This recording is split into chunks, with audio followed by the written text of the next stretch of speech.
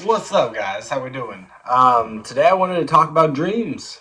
Yeah, those crazy dreams. I don't dream very much. I kind of want to work on opening up my pineal gland and seeing if my dreams become more lucid, if I can even remember my dreams.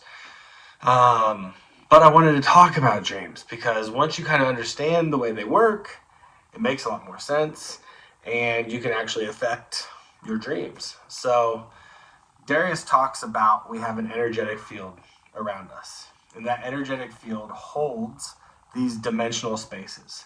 Think of these dimensional spaces as like a portal, like an image, like that would be like kind of like almost like a TV screen lines or whatever. Like if you were to concentrate on it, it would play out more, right? So it's like a dimensional space is like these almost artworks, so to speak. There are these artworks. They can be from the past if you've been thinking about the past. They can be from the present. They can be potential futures depending on what paths you take.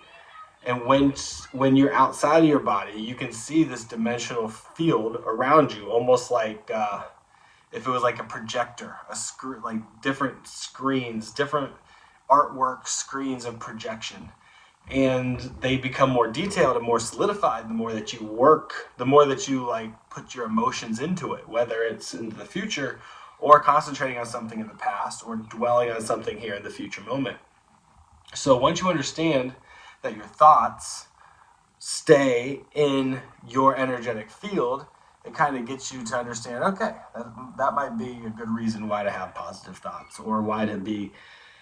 And when I say positive thoughts, I feel like you need to change your mindset to thinking more optimistically. Like something probably good's going to happen today. Something good's happening. Not like everything is great, everything is wonderful, because I know it's not.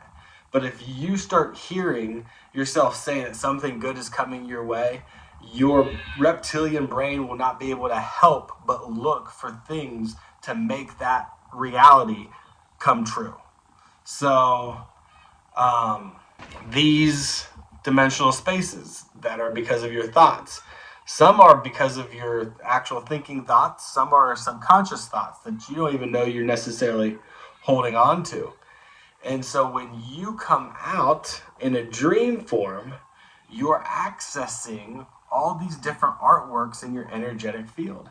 That's why you might be with Mr. Jennings and a horse up in the sky in, Harry Potter, right? It's like, hold on, none of this matches. This doesn't make any sense. But once you understand that you're basically grabbing pieces from these artworks and experiencing this dream at like a 25% consciousness rate, you realize that, oh, they are kind of tied into my thoughts, or maybe thoughts you're not even admitting that you want to have. But because you don't want to have these thoughts, they're in there still too, because you're suppressing them, which means you're still giving them energy, which means they're still in your field.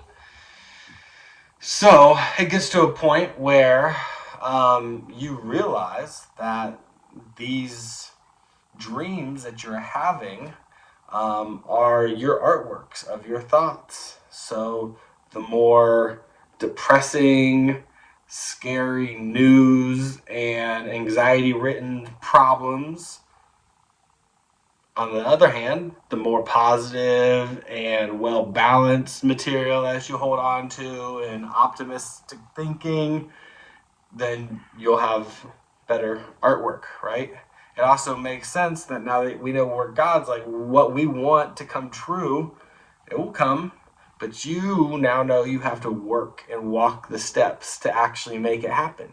You can't just sit back and like pray, God, make this happen. It's like, yeah. He's like, yeah, you can. It's but you gotta do something. You gotta work.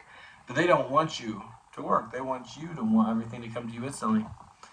And then once you realize that you have to do some work to do it, then they got you again because you're like, I don't even know what to do exactly, right?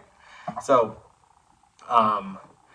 so also what he says is, if you find yourself in a dream, and now because you understand these dreams and you're consciously aware of what dreams are, if you can focus on something, whether it's your hands or the floor. But just before you go to bed, you sit on the bed and you're like, I want to concentrate on my hands. Well, once you concentrate on something and like consciously think about concentrating on something, it brings your consciousness up a level. It basically jumps it from 25% to 50%. And that's what they're calling is lucid dreaming.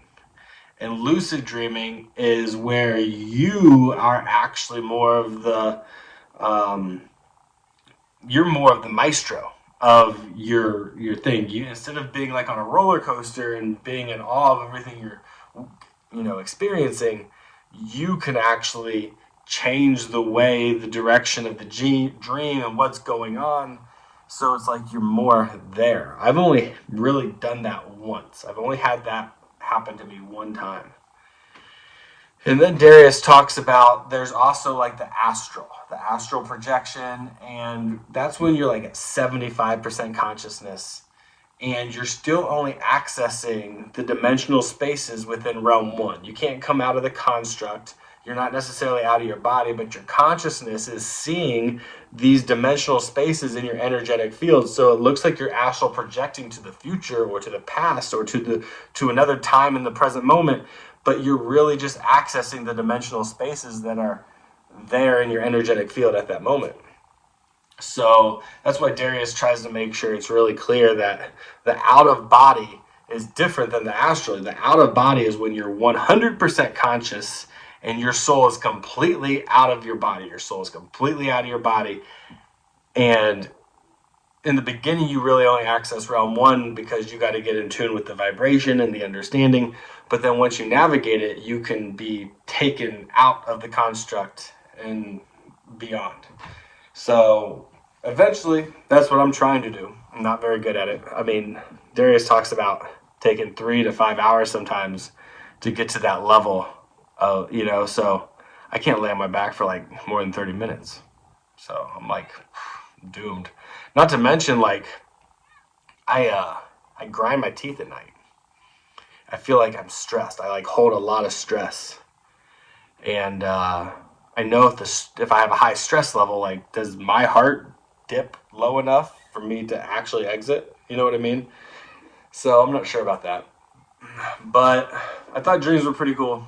So, the more you put your energy and emotion into a future thought of what you want, and then you start making very small baby steps and you continually think about that, you will bring that in. It's not like, can I have it? It's like, you will bring it to you, but you have to start doing the work. And once you get back to the other side and you get all your powers back, then you know that everything is all good.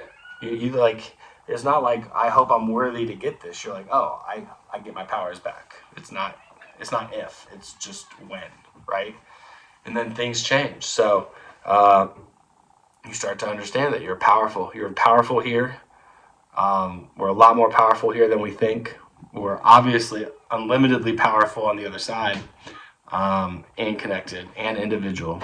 So I just, if you have any questions about dreams, or if you think I missed a part, or if you have a question of me explaining it a little bit more in any other capacity, but I think that's dreams. So peace. Think positively.